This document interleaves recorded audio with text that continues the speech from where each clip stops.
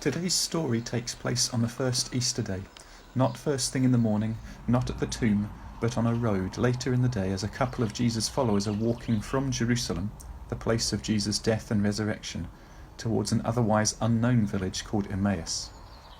The two were walking and talking, and Jesus came and joined them. For some reason they did not recognize him. They even describe him as a resident foreigner. He asks them what they're talking about. They stand still, looking sad.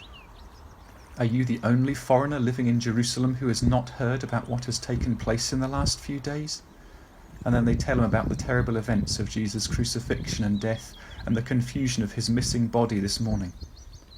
As the three of them walk, the stranger explains to them why it was necessary for the Messiah, God's chosen one, to suffer. It seems to me that we are in a time of suffering and confusion, and we're struggling to make sense of it, and we may still have a distance to go. Eventually the two friends reach the village they're heading to, and the stranger in their midst looks like he's going to carry on further, but they press him to stay with them, for it's now late. As they sit down to eat, the stranger takes the bread, blesses it, breaks it, and gives it to them, and their eyes are suddenly opened. They see that the stranger is none other than Jesus, and then just as they recognize him, he disappears.